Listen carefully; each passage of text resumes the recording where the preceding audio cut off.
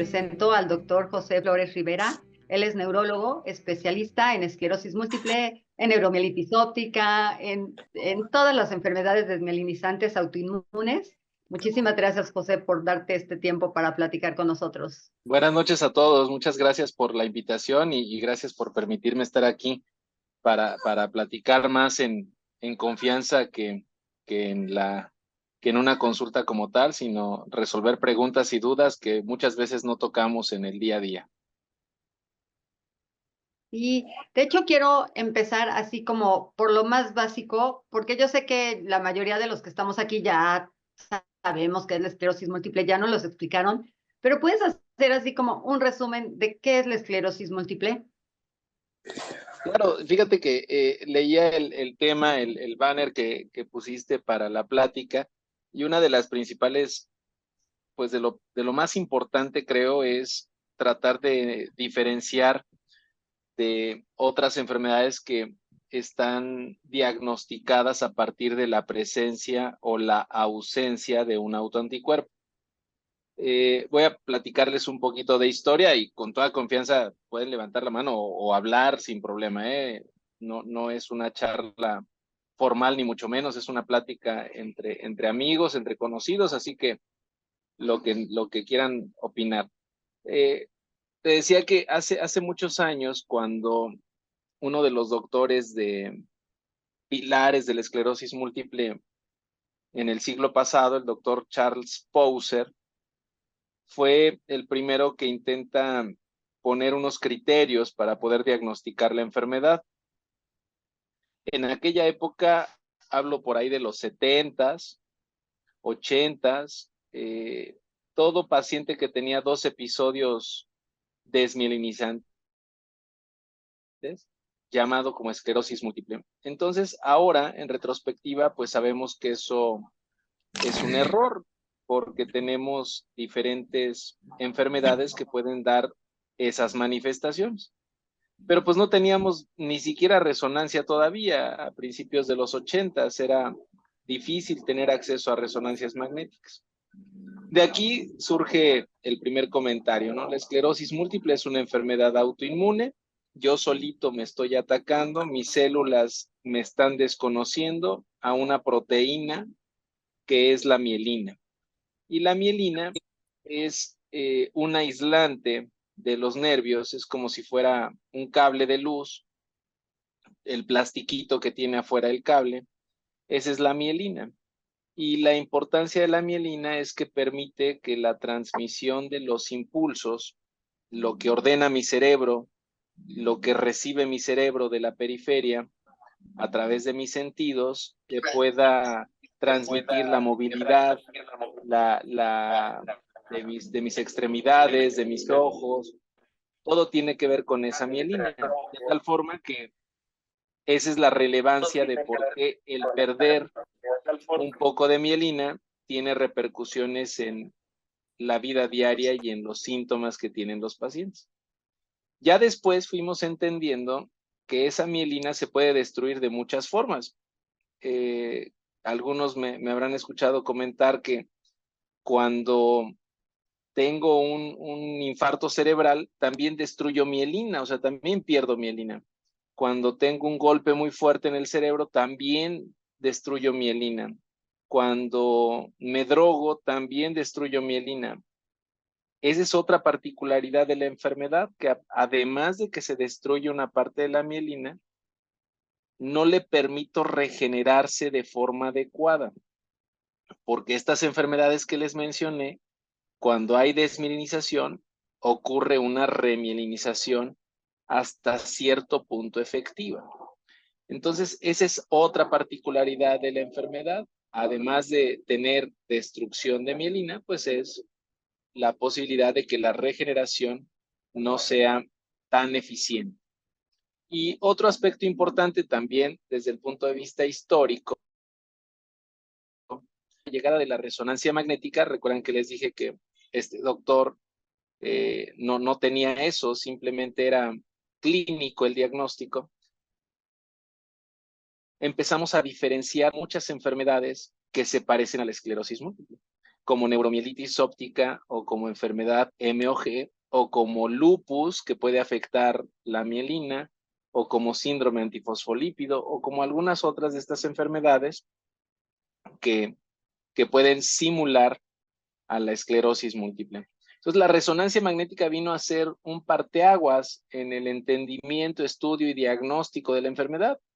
Seguramente ustedes, gran parte del tiempo que pasan en un hospital, más allá de tratar de ver al paciente, es esperando la resonancia magnética y prácticamente uno se acostumbra al ruidito del resonador del taca, taca, taca, taca, taca, porque pues es con lo que nosotros en algún momento nos apoyamos para el diagnóstico. Entonces regreso a esta historia. La llegada de la resonancia pues es lo que viene a ayudar mucho en el diagnóstico y diferenciar las enfermedades. Y de ahí empiezan a surgir muchos intentos de clasificación y criterios para establecer el diagnóstico de la enfermedad. Y ahí es donde hemos avanzado mucho, puesto que ya en este momento la resonancia ya es más fácil de conseguir. No digo que sea sencillo, pero es más fácil de conseguir. Ya podemos incluso en algunos casos obviar la realización de una punción lumbar, algo que pues era de cajón cuando un paciente lo veíamos de primera vez en los hospitales, era tomar líquido cefalorraquídeo. Actualmente ya podemos obviarlo si la resonancia es lo suficientemente concluyente de enfermedad. Entonces, ha cambiado mucho. También en la esclerosis múltiple, y permítanme decirlo así, era considerado como una enfermedad fatal, era como considerarlo totalmente fatal, con una cuestión fatalista. La verdad es que ya cuenta la salud pública, el mundo, con muchos medicamentos que modifican radicalmente la evolución de la enfermedad. Obviamente, el inicio de esos medicamentos, el acceso, pues es otro tema, pero de que hay oferta y hay posibilidades de conseguir estos tratamientos, pues es lo que ha cambiado también el entendimiento de la enfermedad como una enfermedad tratable. La epidemia del VIH a mediados de los 80, finales de los 80, no había tratamiento, no había cómo tratar a los pacientes, era verdaderamente una pandemia. Actualmente ha cambiado mucho la perspectiva de los pacientes con VIH y es lo que está ocurriendo con estas enfermedades. No solo esclerosis múltiple, neuromielitis óptica. O sea, neuromielitis óptica no tenía tratamiento y actualmente tenemos al alcance 2 tratamientos en México, 4 en el mundo. Realmente empieza a cambiar toda la historia, Antonio. Muchos se preguntan, ¿qué tipo tengo? Me acabo de enterar de que tengo esclerosis múltiple primaria progresiva, otro secundaria progresiva. También nos dicen que cómo sé que la enfermedad está avanzando. En este mismo sentido, Eric, que lo veo aquí conectado, nos dice, aunque llevo desde el principio de la enfermedad con medicamentos de alta eficacia, natalizumab, a principios de 2023 me dijeron que ya había avanzado a secundaria progresiva. ¿Cómo sé que sí avanzó? O sea, hay muchas preguntas en torno a esto. Entonces, ¿cómo sabemos si es remitente? ¿Qué otra dije? ¿Primaria progresiva o secundaria progresiva? Sí, fíjate que es bien interesante. Y voy a tomar una palabra que dijiste. ¿Cómo saber que ya avanzó? Eh, Muchas veces me ha tocado que me preguntan, ¿en qué grado estoy? Eh, Dos conceptos que son importantes. La enfermedad no tiene grados. Hay formas que utilizamos como médicos para tratar de saber dónde tenemos que poner más atención en cada paciente para tratar de modificar esos síntomas. Voy a poner un ejemplo. Me acaban de diagnosticar esclerosis múltiple y mi problema principal es la orina, ¿no? Me cuesta trabajo orinar, tengo falta de fuerza en las piernas, pero mis manos bastante bien, mi cognición bastante bien, mis ojos bien. Ahí yo tengo mayor problema en la médula. Por lo tanto, debo de tener una calificación. Yo me tengo que, ya con mi médico neurólogo, decirle en la escala que se utiliza para evaluar dónde tengo más afectado, qué numerito tengo. El numerito nos ayuda a nosotros a entender dónde tenemos que poner más atención para que ese paciente resuelva el problema de la orina, resuelva el problema de la marcha, resuelva el problema de la caminada. Para eso nos sirve el numerito. Tradicionalmente lo entendemos como que lo peor, lo mejor, pero es una herramienta que utilizamos para saber dónde tenemos que poner más atención. Entonces, no porque yo tenga un número más alto, estoy avanzando, progresando, sino es donde el doctor tendrá que poner más atención, poderme ayudar con medicamentos o con rehabilitación o con algo para mejorar mi marcha o lo que sea de lo que yo tenga como manifestación primaria. Entonces, primero, esto me lleva a dos sugerencias. Uno, la comunicación con el médico para saber dónde tengo más afectado y dónde es donde yo debo de esperar como paciente ver que tengo que ir mejorando y dónde puedo identificar un brote, porque ese es otro tema, dónde puedo tener síntomas nuevos que me sugieran una recaída. Bueno, entonces el numerito no es que esté mejor, peor o muy mal, es simplemente para darnos una idea de dónde está más afectado el sistema y dónde tenemos que poner más atención. Ahora, las formas clínicas, que es lo que se pide a veces como qué tipo tengo de la enfermedad, el 90% de las veces la enfermedad es brote-remisión, es decir, me da una recaída y puedo no recibir tratamiento y mejoro, o me dan esteroides y mejoro. Esa es la definición de la enfermedad. El 90% de las veces siempre empezamos así. Y solamente un 10% de las veces, que es lo raro, pero ahí es donde el médico que tiene más expertise viendo este tipo de padecimientos puede identificar que el paciente no tiene recaídas, el paciente cada vez acumula más síntomas, más molestias. Esta forma, que es conocida como primaria progresiva, es la que a veces es más indolente y cuesta más trabajo diagnosticar. El paciente puede pasar mucho tiempo porque va perdiendo funciones poco a poco, no lo hace de un día para otro. Pero es muy rara, o sea, solamente el 10% y el 90% de las veces es brotes y remisiones. No es más que la forma clínica de presentación de la enfermedad, no es el tipo de enfermedad. Es para nosotros también darnos una idea de cuántas recaídas tiene un paciente en un año o en 2 años y poder, cuando damos el tratamiento, pues modificar esa historia de la enfermedad. Entonces, más que tipos, más que progresión de la enfermedad, son momentos que tiene la propia enfermedad. Cuando yo no he tenido ningún síntoma, hay veces que me hacen una resonancia y me ven lesiones por otra cosa, ¿eh? Es un momento de la misma enfermedad en la que estoy en etapas muy tempranas. Todavía no, ni siquiera tengo la enfermedad. Y después ya empiezo a tener recaídas. Entonces, no son más que momentos de la enfermedad que tiene. No término ya progresó a o estoy progresando a.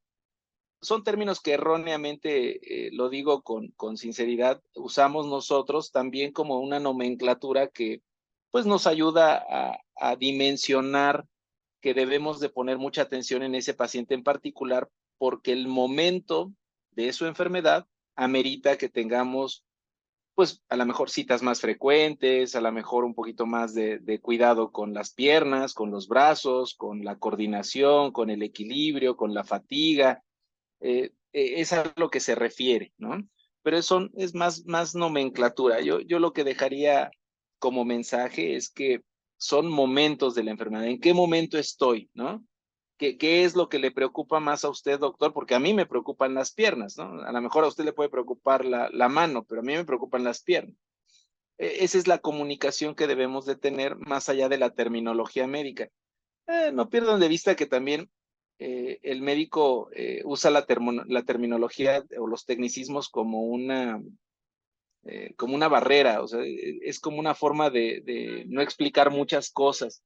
Y a veces lo acepto, es parte pues de lo que uno utiliza como una herramienta para, ya ni me preguntó, como dije cosas que no entendió, ¿no? Ya no me pregunta. Entonces, a veces usamos eso como herramienta, pero si ustedes traen como bajo la manga es, oiga, doctor, de lo que usted me vio, ¿qué es lo que más le interesa? Porque a mí lo que me interesa es la visión, ¿no? Eso es lo que a mí me preocupa. Eh, a usted qué le preocupó de ahorita que me revisó, ¿no? Porque vi que hizo un dibujito y dígame qué le preocupó. Es un lenguaje más coloquial que todo mundo entendemos y nos tiran una trampita a nosotros para poder explicar lo que estamos viendo, ¿no? Pero son momentos de la enfermedad. Ok. Otra de las preguntas era como a los cuántos brotes podías decir que habías pasado a secundaria progresiva, pero entonces no, esto no es así. Y por lo que entendí, no sé, corrígeme, si son momentos, entonces puedes regresar de secundaria progresiva, puedes regresar a remitente recurrente, recurrente Fíjate remitente o como sea. que esa pregunta es bien interesante y voy a tomar como ejemplo lo que estamos viviendo actualmente en el mundo. Son ventanas de oportunidad. La enfermedad tiene durante todo el trayecto de mi vida oportunidades donde yo puedo actuar para poder detener las recaídas, enlentecer la progresión o incluso tratar de mantener la enfermedad estable. Eh, Esos momentos o esas ventanitas de oportunidad, esos momentos, nosotros nos alimentamos mucho del paciente, de lo que nos dice. Es cuando nosotros preguntamos, oiga, ¿y ese temblor? Oiga, ¿y lo de la agudeza visual? ¿Y lo de la marcha? ¿No? Tratamos de identificar con esas preguntas en dónde están las ventanitas de oportunidad para poder actuar. Obviamente el actuar no nada más implica rehabilitación o medicamentos para la espasticidad o para la orina, sino buscar las opciones de tratamiento. Esas ventanas de oportunidad, también es importante mencionar, no son de días o de horas, son semanas, son meses que el paciente va teniendo síntomas, pero a veces también como pacientes dejamos pasar algunos síntomas porque no nos limitan tanto. Y hasta que vea al doctor, ¿no? Hasta que vea a la doctora le voy a decir, ahí hay que fomentar un poco la comunicación médico-paciente y buscar algunas herramientas que nos permitan tener una cercanía más rápida para poder identificar las molestias. Un brote relativamente no es difícil de identificar porque son síntomas nuevos que duran un periodo corto de tiempo, pero estos fenómenos, estas ventanas de oportunidad son las que tenemos que identificar juntos. O sea, esa sí es una tarea en la que tanto el paciente como el médico tienen que ir de la mano. Y es bien fácil, o sea, entre comillas, ¿no? Ustedes identifican muy bien cuando su hijo algo tiene, ¿no? No está comiendo, no está viniendo. Se me hace que lo cortó la chica porque míralo, está triste, se fue, no quiso salir. O sea, ustedes identifican porque conocen a sus familia qué está pasando, algo está ocurriendo. Pero el chico no dice nada, ¿no? O la chica no dice nada, ¿no? Estoy bien, no tengo nada, ¿no? Hagan de cuenta que es lo mismo, o sea, esas relaciones, pues sí, empecé a tener problemas con la mano, pero pues yo creí que era porque me dormí mal, ¿no? O sea, tratamos de minimizar algunas cosas. Entonces, esa relación es bien importante, válgase el ejemplo de la familia, para tratar de identificar qué está ocurriendo. Y vuelvo al comentario, casi nunca ocurre de un día para otro. Son cosas que vamos viendo durante el paso de las semanas o de los meses. Por eso es importante la comunicación, ¿no? Entonces, el mensaje es, hay que tener muy buena comunicación en médico-paciente y tratar de ubicarnos en la situación en la que estamos, conocernos como pacientes y obviamente incluso se vale apuntarle, ¿eh? O sea, a mí me ha tocado que, oiga, apunté perfecto, una nota de voz porque no se nos van las cosas. Es mucho más fácil. Esto me pasó un día, ¿no? Ah, no pasó nada, no se preocupe, eso fue porque se desmayó, porque hacía mucho calor y no tomó agua.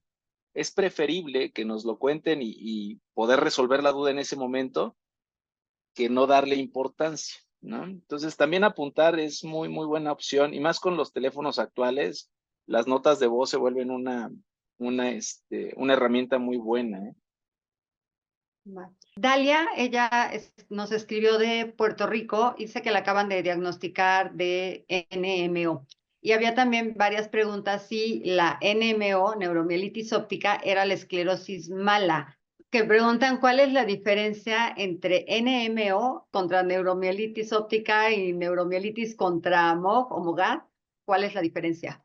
Fíjate que voy a aprovechar para contarles un chisme que me supe cuando empezamos a hacer aquí en México la prueba para neuromielitis óptica. Durante muchos años, los asiáticos decían que la neuromielitis óptica era su forma de esclerosis múltiple. Y como en este lado, en el lado occidental, no veíamos tanta neuromielitis óptica, pues dijimos que sí, ¿no?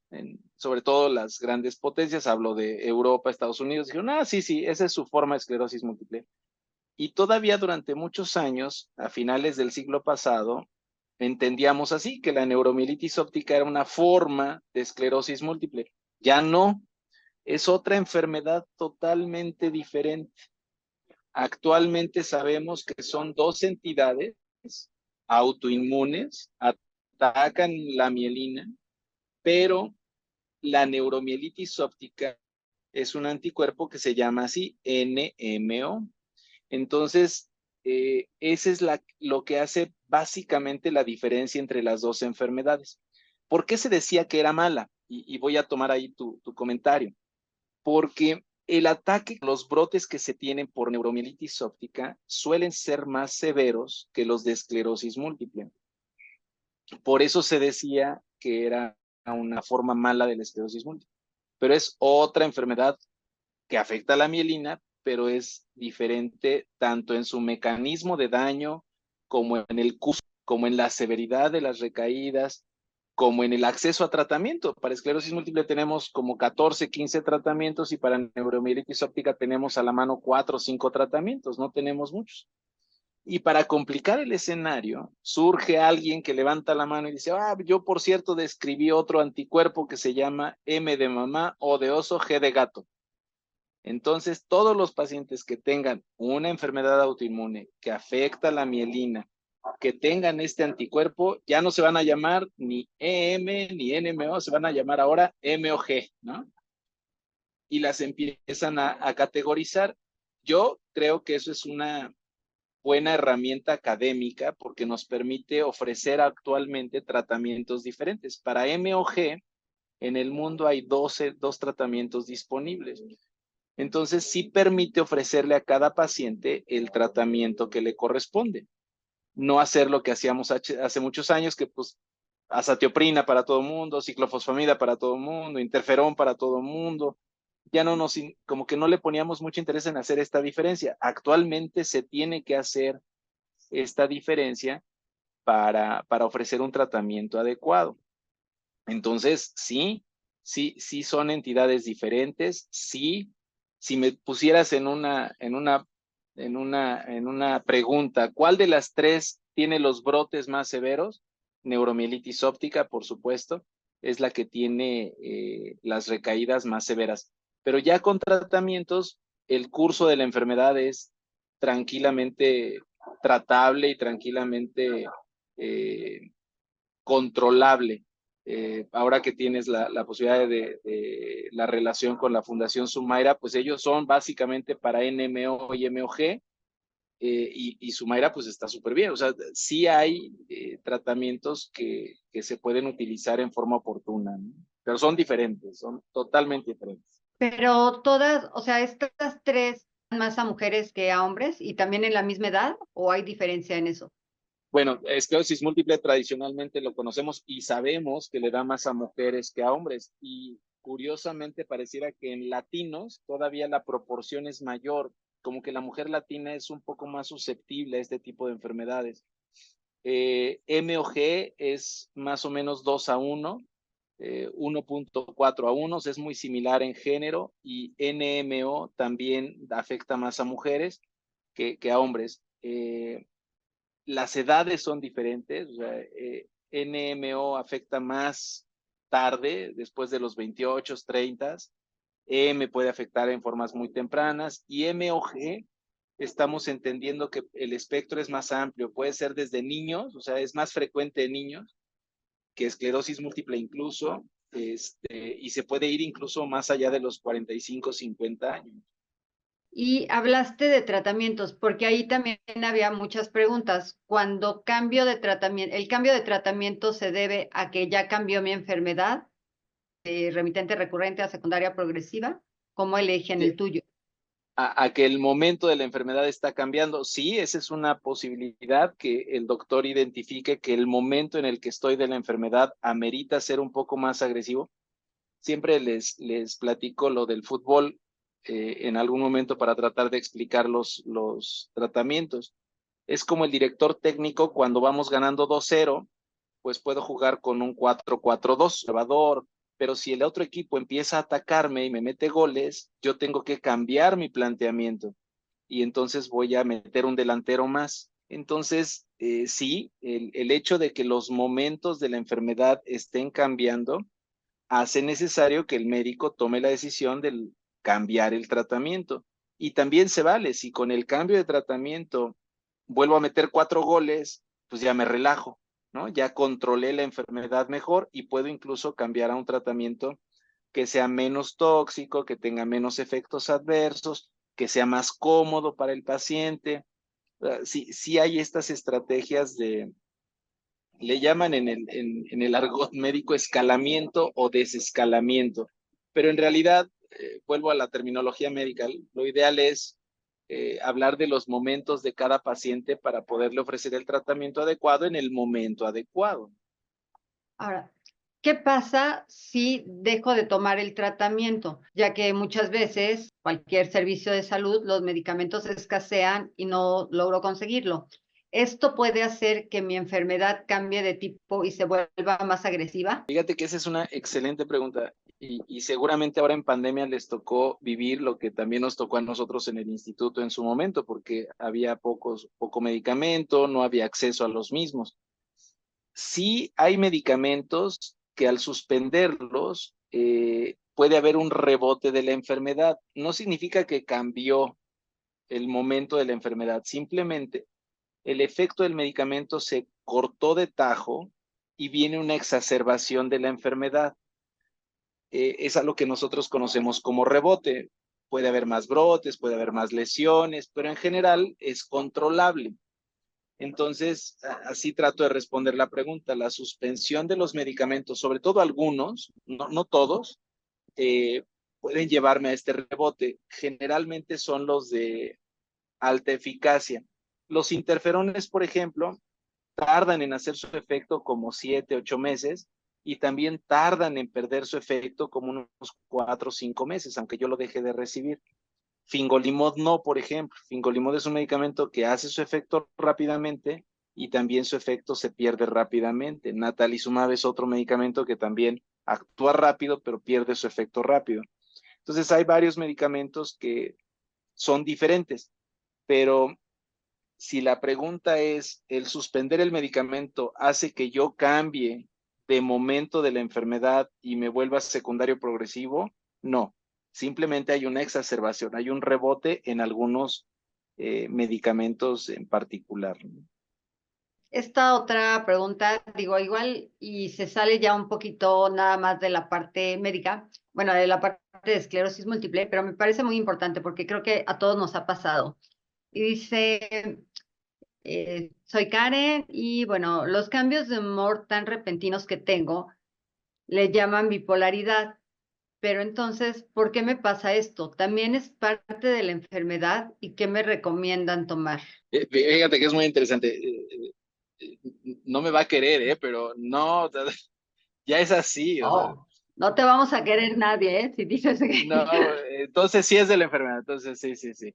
No, hay muchas manifestaciones que pueden acompañar a la enfermedad, pero si yo soy diagnosticado por un neuropsiquiatra con trastorno bipolar, pues es un trastorno propio. Es como decir, tengo diabetes y además tengo piedras en la vesícula. Están coexistiendo dos enfermedades ahí. Probablemente la esclerosis múltiple me esté siendo el gatillo para que yo fluctúe más rápido en mi bipolaridad, pero no es una manifestación de la esclerosis múltiple como tal. Eh, Déjame suavizarlo, sí puede acompañar a la enfermedad, pero no es la causa de la enfermedad, ¿no? También, por ejemplo, hay gente que es muy irritable, pero es porque puede dar la enfermedad y está uno peleando con la aceptación y lo que menos quiero es acordarme de la enfermedad, lo que menos quiero es cómo es posible que me haya pasado. O sea, esa negación y pues ese proceso de aceptación nos pone más irritables, ¿no? Más gritones. Oye, pero tú eras de por sí así, ahora estás peor. Bueno, pues cuesta trabajo, ¿eh? O sea, sí cuesta trabajo, entonces también eso es comunicación y hay que, pues, platicarlo con el médico para que lo entienda. No todos somos buenos en eso, ¿eh? O sea, lo debo de reconocer, o sea, muchos médicos no tocamos temas como sexualidad, como violencia de género, o sea, cuesta mucho trabajo. También en ese proceso de aprendizaje, el médico lo ha entendido. Eh, Alguna vez te platicaba de un artículo que hicimos con Mariana Espínola en el instituto y era increíble que el 80% de los pacientes, en aquel momento hablo de los 2006, 2007, tenían un componente de depresión. Y la reflexión que yo tuve con Mariana fue, ¿cómo es posible? O sea, después de que me hiciste ver esto, pues ahora sí tengo que preguntar cómo está emocionalmente el paciente, porque no lo hacía. Entonces, también el médico tiene sus tabús, tiene sus limitantes y nos cuesta trabajo, ¿no? Por eso creo que, mira, aprovecho para mencionar, el abordaje de los pacientes con esclerosis múltiple es multidisciplinario. Mi ideal sería tener un edificio enorme de 10 pisos donde cada piso pudiéramos ir resolviendo cada uno de los problemas del paciente. ¿Por qué? Porque necesitas un abordaje multidisciplinario y sirve para todo, para neuromielitis óptica, para MOG, para encefalitis autoinmune, porque es necesario. Tiene que ser así. Claro. Y bueno, mira, voy a ligar mucho todo lo que dijiste, porque uno de los correos fue de Sonia Palencia. Ella dice que hace aproximadamente 22 años le diste el diagnóstico, o sea, ahí nos vamos, Sonia, y que bueno, te agradece porque estuvo atendida por ti, pero además la guiaste y la apoyaste en todo el proceso de aceptación y adaptación de esta compañera que iba a ser de por vida. Entonces, bueno, además de que te agradece, yo te quería preguntar justamente cómo le haces para acompañar al paciente en todo este camino. Y ahorita dijiste, quisiera tener un edificio de 10 pisos, pues yo también aprovecho para decirte que le agregues como otros 2 o 3 por lo menos Que y sea una tres. alberca si fuera posible, porque ya hay varios que estamos pensando en que deberíamos de tener un asilo para cuando seamos un poquito mayores. Ya varios, no sé si anda por aquí, Ramiro, Rogelio, que ya viven en un asilo. Entonces ya estamos pensando en hacer nuestro asilo de Caminemos. Le Dos, agregas dos, unos, dos, por favor. dos pisos más. Fíjate que sí, estaba leyendo aquí unas preguntas en el chat y aprovecho en la parte de la pregunta. Una de ellas es si se puede lograr la revisión, la remisión en esclerosis múltiple. Sí, realmente quiero aprovechar eso porque parte del acompañamiento implica buscar entre ambas partes esa remisión sostenida. Esto no se veía hace muchos años en esclerosis múltiple, actualmente, ni en neuromielitis óptica, actualmente ya lo podemos ver. Eh, de tal forma, obviamente lo entiendo, no es lo mismo lograr que ya no haya temblores después de que hubo 2 terremotos, ¿no? ¿Por qué? Porque la secuela es diferente, pero si logro poner los pilares, hacer las construcciones resistentes a sismos, es decir, dar un tratamiento adecuado, de alta eficacia, en un buen momento de la enfermedad, cuando venga el temblor no me va a generar tanto problema. Yo creo que esa es parte de lo que transmitimos en algún momento cuando platicamos en una consulta. Y es una forma de tratar de hacerle ver al paciente que lo que nosotros estamos viendo es eso que mencionaron, es una compañera, pero que pues puede estar ahí contigo. Me recuerdo mucho la película esta de Una mente brillante de Russell Crowe, que donde tiene esquizofrenia y ve, siempre está acompañado por un señor, un niño, ¿no? Una niña, no me acuerdo, y otra señora, creo. Y es matemático y siempre está ahí con ellos y platica con ellos. Bueno, llega un punto en el que los acepta y son sus amigos, ¿no? Y ahí van con ellos. Nunca los elimina porque siempre está con ellos, pero aprende a convivir. Y yo creo que ese aprendizaje de la convivencia es lo que habría que ver de qué forma logramos aceptarlo rápido, o sea, los primeros 6 meses, los primeros 3, porque muchas veces nos tardamos, ¿eh? O sea, pueden pasar años y no, yo no quiero tener mi compañera, ¿no? Que era lo que hizo Russell Crowe cuando se los quería eliminar, dijo, no, yo no los quiero, me hablan y no, pues es parte de. Pero si lo puedo tener ahí sentadito y sin hablar, mira, perfecto, ¿qué es lo que hemos logrado ahorita? Eso es lo que te tocó en una de las charlas que tuvimos hace poco, el doctor Stephen Hauser en su libro de El cerebro llora mientras el paciente ríe, el, es como tratar de que ese cerebro se quede estático, como congelado, ¿no? De tal forma que ya no avance. Ok, ya supe que tembló, ya supe que sí pasó algo, veo menos de este ojo, pero ya, que se quede ahí, que me dé tiempo de poderme recuperar, que es lo que haces cuando te fracturas. O sea, me fracturo y pues tengo que ponerme a trabajar y fortalecer el brazo y volver a jugar tenis. No voy a jugar igual, yo lo sé, pero si me esfuerzo, pues seguramente lograré recuperar cierta parte de lo que estoy haciendo, ¿no? Entonces sí creo que es parte, el mensaje del acompañamiento es por eso, es porque la remisión se tiene que lograr, se tiene que alcanzar, incluso en las formas primarias progresivas o en los momentos en los que el paciente trata de virar de la enfermedad. Vuelvo al comentario, son ventanas de oportunidad que uno tiene que identificar para tratar de controlarla, ¿no? Y perderle el miedo a tomar acciones. Muchas veces es, no, ¿y qué tal si me pasa esto? Se me va a caer el cabello. Bueno, pues estamos de moda, ¿no? No pasa nada. Entonces, vaya, es mejor eso. Claro. Y veo aquí, Alondra dice, ¿qué pasa con el sistema nervioso en una neuropatía? ¿El medicamento es para siempre? Y yo te preguntaría, ¿estas enfermedades EM, NMO, MOG, son neuropatías? No, Y, no, ¿no? fíjate que es buena pregunta. Sí, es diferente, ¿eh? La neuropatía es el nervio periférico. Y el nervio periférico, la mielina es de otro tipo. O sea, es otra célula completamente diferente que hace la mielina del nervio periférico. Tiene que ser más resistente por obvias razones. Eh, la mielina del sistema nervioso central es mucho más especializada, pero también es más frágil. Eh, Todas estas enfermedades que mencionaste afectan la mielina del sistema nervioso central, no la mielina del sistema nervioso periférico. Yo puedo tener esclerosis múltiple y también me puede dar diabetes, ¿eh? Y la diabetes me da una neuropatía. Y la neuropatía me da dolor. Y como también me dolía por la esclerosis, se va complicando. Pues sí puedo tener neuropatía además de esclerosis múltiple, pero las causas son totalmente diferentes. Y otra pregunta que también me parece importante, ya la perdí, es de Rosario. Dice, ¿existe otro medicamento aparte de los esteroides para remitir las recaídas? O sea, ¿siempre te Ah, tienen esa que es dar buena. bolos con esteroides?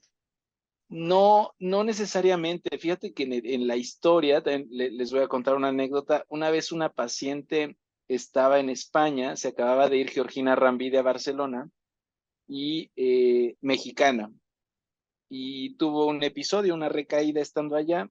Fue a ver a Georgina y todo, y no le quisieron dar bolos de metilprednisolona allá.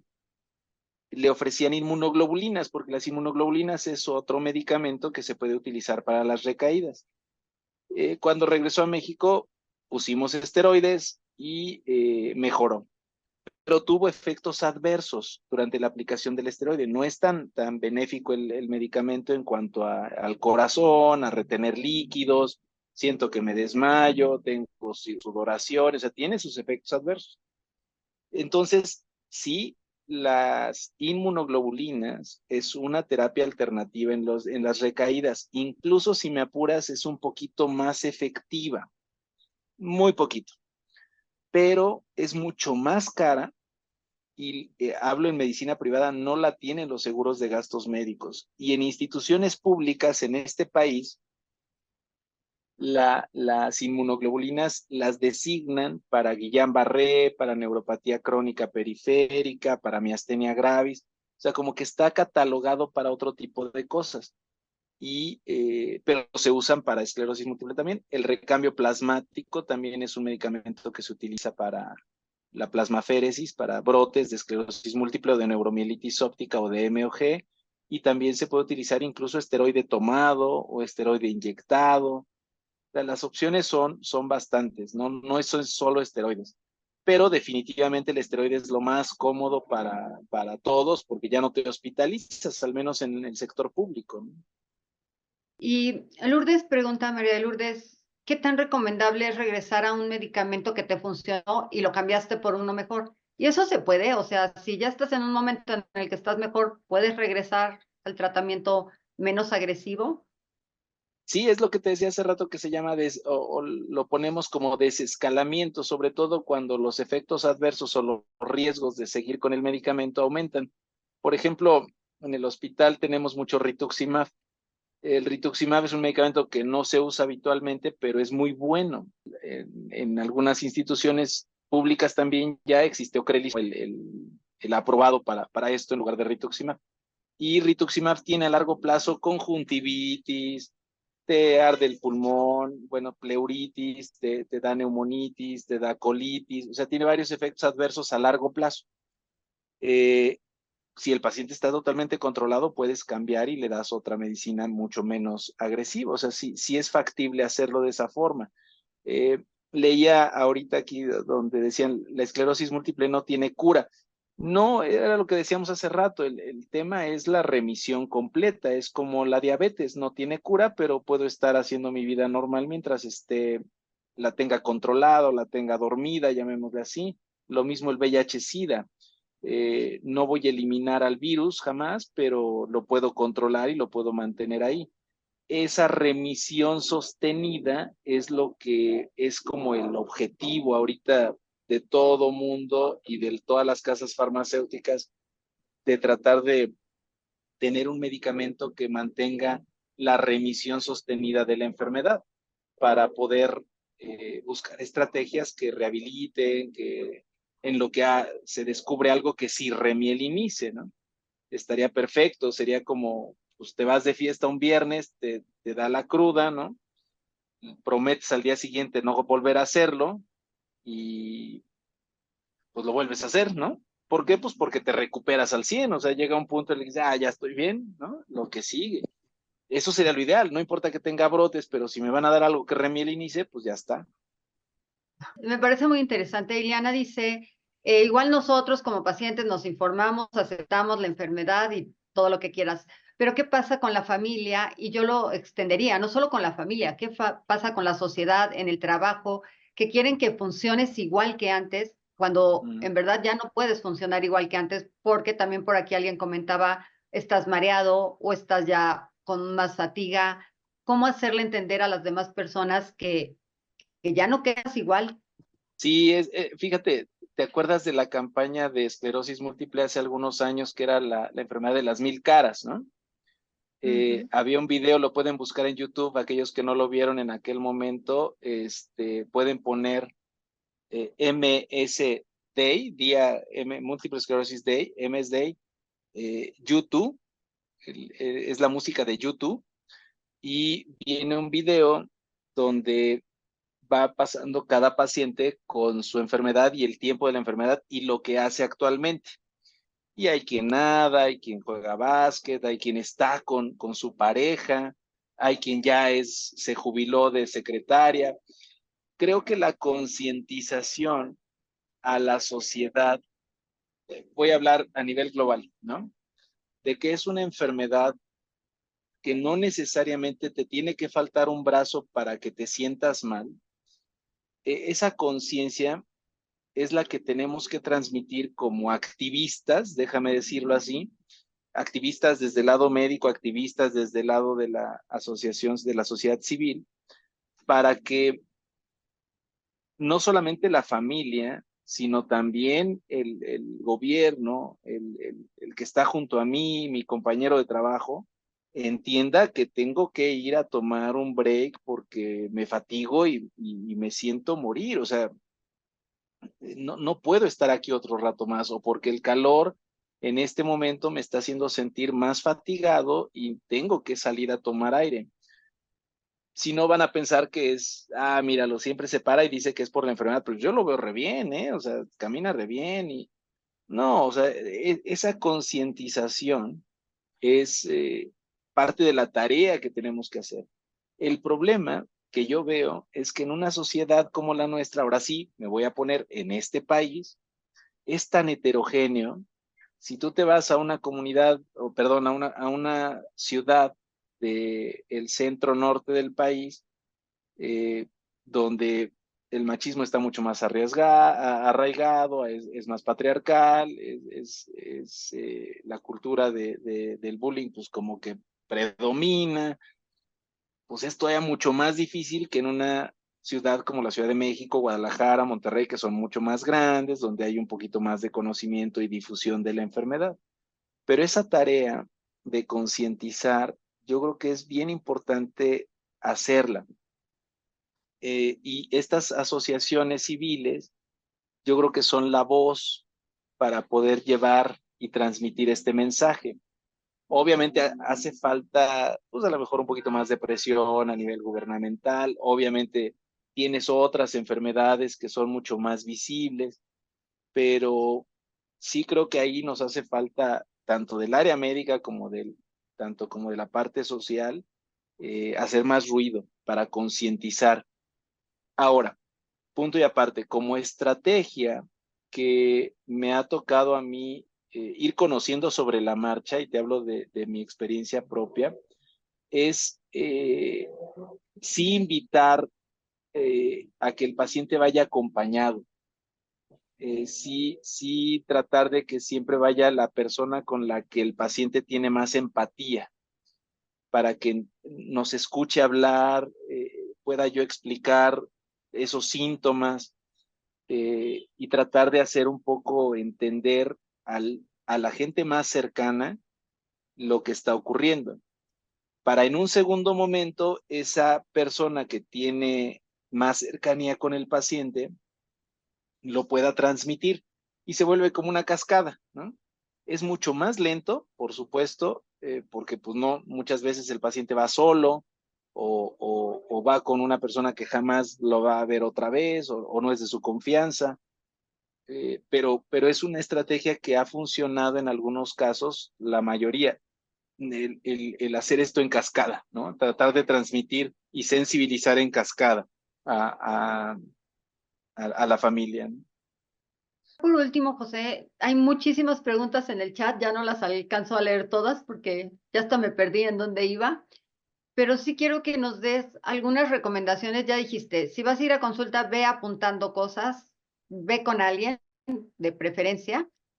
Te iba a pedir tres, ya dijiste dos, y también que nos digas qué hay de los suplementos, porque hay muchas dudas también de, ¿hay algún suplemento que te ayude realmente para estar mejor? Digo, no para curar la esclerosis múltiple, pero ¿se pueden tomar suplementos? Sí, la respuesta es sí, sí puedes tomar suplementos. El que está recomendado en todo el mundo en este momento es la vitamina D, la D de dedo. Es de lo más importante porque ayuda a regular el sistema inmunológico. Esa es su función. Eh, Como complementos multivitamínicos, zinc, omega 3, magnesio, puede utilizarse, o sea, no está contraindicado ni mucho menos, pero ayuda, por ejemplo, el magnesio, muchos lo utilizamos para conciliar mejor el sueño. Pues me va a ayudar, o sea, el descansar bien me va a dar más energía al día siguiente. No porque el magnesio me ayude a la esclerosis múltiple o remilinice, pero sí me mejora un poquito la calidad de vida. estoy tomando un medicamento que me tira el cabello, pues a lo mejor con un poquito de selenio, con zinc, pues voy a conservar mi cabello mejor, ¿no? Y evito los efectos del medicamento y yo me siento mejor porque me veo al espejo y no tengo ese problema. Entonces, creo que al final ningún suplemento está contraindicado. Sí, en exceso puede ser dañino, en exceso me hablo de varios años, pero en general se pueden utilizar. El recomendado es vitamina D de dedo y el resto, pues obviamente dependiendo de cada caso. Pero no es una receta de cocina que todos traigan una bolsota de suplementos, ¿no? Pues bueno, fueron muchísimas las preguntas. Alguien preguntaba por qué son tan caros los medicamentos y creo que ahí también, pues tú no lo tiras, la innovación. Sí, pues no olvidar que también hay biocomparables, hay equivalentes. Sí, en parte es la innovación. La mayoría de los medicamentos van teniendo mayor tecnología. eh, Obviamente se pierden las patentes. Hay como que varias estrategias para tratar de amortizar los costos. Pero sí, recuerden que al final, hoy precisamente veía a un paciente en la mañana y me decía la mamá que le compraba acetato de glatirámero y se lo vendía a alguien, un proveedor, en 7,000, 8,000 pesos las 30, porque es acetato de glatirámero es diario, ¿no? Y platicando en corto con la señora le decía, bueno, pero ¿y usted cómo sabe que sí es realmente acetato o que no es adulterado o no sé? O, ¿cómo lo sabe? No, yo conozco al señor de toda la vida. Pues sí, pero sí entiendo tu postura y creo que ahí es la desconfianza del paciente y de decir, oiga, no, sentido común, déjame llamarlo así. A ver, déjeme ver al menos de dónde lo trae, que la cajita esté bien, déjeme le tomo una foto. Ahorita con tanta tecnología, pues le tomas una foto y déjeme se la mando al doctor o se la mando a un amigo que es químico, ¿no? O sea, ya las redes sociales permiten hacer mucha interacción para estar seguros que no estamos siendo objetos de un fraude.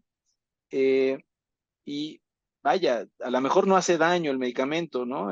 Porque pues nada más ya caducó, pero pues ya una vez que caducó el medicamento pierde su eficacia, ya es un piquete de gratis, es una pastilla que ya no tiene efecto, este, ese es lo que puede ocurrir, ¿no? Pues muchas gracias, ya estamos sobre la hora. Te digo, hay muchísimas preguntas, muchos comentarios y no sé si quieras agregar algo más. Estaba viendo aquí unas que quisiera no dejarlas si me das 2 minutitos. Una que dice del ozono, ¿se puede usar? Sí, pues puede usar lo que usted quiera, María de Lourdes, pero eh, el efecto del ozono, pues si voy a usar el ozono para tener la piel lisita y bonita, igual y sí. Si yo le vendo el ozono pensando o diciéndole que es lo que va a curar la enfermedad, pues ya le estoy haciendo trampa. Entonces hay que darle el justo valor a las terapias alternativas, ¿no? Pero es si daño, pues no le va a hacer a menos que lo utilice. Hay muchas formas de ozono y la verdad es que muchas de ellas son una trampa, eh, pero vaya, de que se puede usar, sí. El chiste es para qué y cómo se le va a poner y todo esto. Pero para la enfermedad no tiene utilidad. Y veía otra donde el COVID es bien importante y quiero aprovechar porque el hecho de tener esta enfermedad, simplemente tenerla, me coloca en una población vulnerable. Estoy como una población vulnerable. Por lo tanto, soy sujeto a cubrirme con vacuna de la influenza, con vacuna de COVID, con todas las que va poniendo el gobierno. Hay un paréntesis, porque las vacunas que en este momento tenemos disponibles, pues son cepas del virus que ya son viejitas. Seguramente en cuanto estén disponibles, hablo de COVID, en cuanto esté disponible la otra vacuna, la bivalente, pues ya, esa sería la ideal para mí en este momento porque pues yo ya tuve las demás. No me hace, a lo que voy es que no me va a hacer daño, pero pues el piquete ya, de todas maneras, ya tuve ese contacto con ese virus. ¿Me explico? O sea, no es porque haga daño ni mucho menos, pero ya la utilidad pues no va a ser la misma. Y de influenza, ya se puede aplicar. La tecnología de las vacunas de influenza ha cambiado mucho, ya son mucho más modernas, déjenme llamarlo, se puede utilizar. Y vuelvo al comentario, somos una población vulnerable, por lo tanto debo de recibir la que tiene el calendario del gobierno. Cuando dice ahí población vulnerable, eso somos nosotros, y ahí tenemos que ir a que nos apliquen la vacuna. ¿Cuánto tiempo después de los medicamentos? El comentario es general, no es porque me vaya a hacer daño, vaya a tener una reacción alérgica o algo, simplemente porque la eficacia de la vacuna, si estoy tomando Gilenya, pues no me va a pegar, como decía mi abuelita, igual que si no estuviera tomando Gilenya, ¿no? O me acabo de poner ocrelizumab, pues no me va a pegar igual. Sí me va a hacer efecto, pero la cobertura que voy a tener a largo plazo va a ser mucho más, mucho menor, ¿no? Pero sí, somos población vulnerable y necesitamos eso.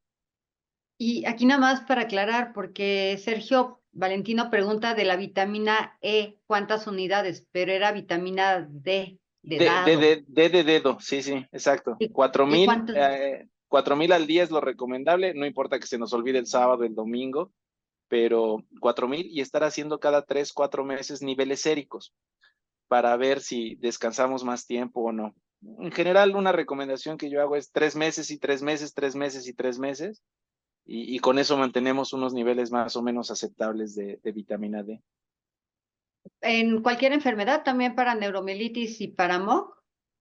Sí, también sirve. Sí, sí, es regulador del sistema inmunológico, sí. Como suplemento sería una recomendación. Y Marisol, ay, perdón Marisol, que tenía tus preguntas, ya no la leí. Ella había enviado una pregunta de esclerosis tuberosa, Ah, esa tuberosa. es otra, no, esa es otra cosa totalmente diferente. También es una enfermedad que afecta al sistema nervioso, pero es totalmente diferente. Tiene un componente genético, pero es otra cosa totalmente diferente. Pero también la atienden los neurólogos. Tiene que La ir puede con... ver neurología, sí, la puede ver neurología, medicina interna, o sea, al final es una enfermedad que afecta varias cosas, pero no es, también dentro de ellas al sistema nervioso central, sí, sí las ve el neurólogo, sí. ¿Y tiene cura? ¿O No, es- tiene control, pero como tiene un defecto genético, pues obviamente va a progresar invariablemente, pero sí se puede ir controlando. Bueno, pues muchas gracias. No sé si viste por ahí alguna otra pregunta. Digo que yo me perdí en tantas. Estaba viendo en el chat, pero no, prácticamente eran esas las que quería contestar para que no quedara el tema de COVID. Y medicamentos para espasticidad, hay La ma- muchos, Ay, las rehabilitación, células sí. madre. ¿Me puedo Ah, aplicar bueno, células madre?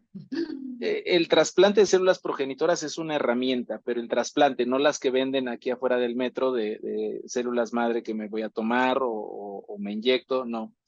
Esas no, ¿no? Las células propias, o sea, las mías, me las sacan, me las purifican y me las ponen, pero no las de otro, las del caballo, las del delfín, pues no, esas no. Gracias a ti, gracias a todos. Hubo muchísimos conectados. Ahorita 90 veo. Y voy a... Ay, son 4 pantallas. Así es que ustedes sonrían, las voy a ir tomando porque nunca sé cuál es cuál. A ver, ahí fue la pantalla 1. A la pantalla 2. La pantalla 3. Y la pantalla 4. Perfecto. Pues muchísimas gracias, José. Muchas gracias, buenas noches. Muchas gracias, doctor. Muchas Hasta luego. gracias. Bye. Gracias, Gracias, doctor. Buenas noches. Gracias. Gracias, buenas noches. Buenas noches. Linda noche. Gracias. Pues Muchas gracias.